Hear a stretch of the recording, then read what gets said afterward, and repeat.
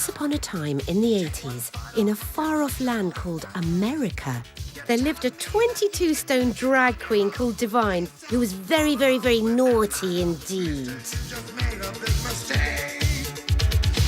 Divine first came to my attention in a film by John Waters where he supposedly got down on his hands and knees on a street and ate poodle shit while the poodle was pooing. I don't believe that happened. I actually think he was eating chocolate.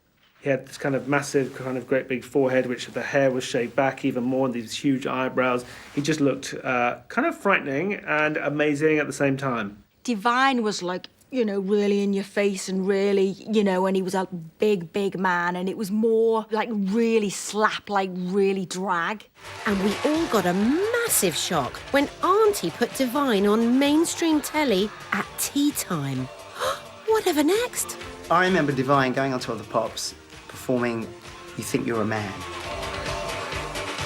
Now, he was a rather large chap who used to like wearing these really tight dresses.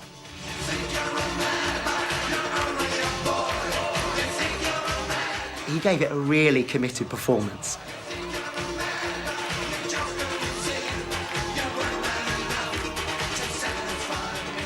I do remember sitting there going, oh, Mum's going to turn this off. Mum's not going to let me watch this. And mums were turning tellies off all over the country, then reaching for their landlines, remember them, to tell the BBC how outraged they were.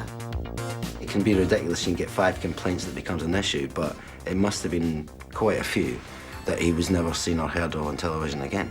Unbelievably, there was 1,500, I think, complaints that week. Well, they should all hang their heads in shame.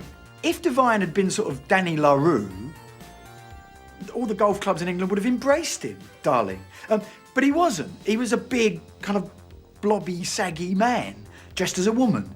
And I think that's what offended them as much as anything. But remember, these were gentler times, and dear old Auntie bowed to the pressure, banning Divine from ever appearing on Top of the Pops again. If you misbehave in any way, if you do secret signals or did secret signals, you advertised anything, or you kind of broke the conservative mould, then they just wouldn't have you back. What was the transgression? I mean, transvesticism? Overweightness? Bad hair? I don't know, is that a banning offence? I'm getting a bit worried now. When all this starts to move around, I guess it's a bit much for a lot of people to take.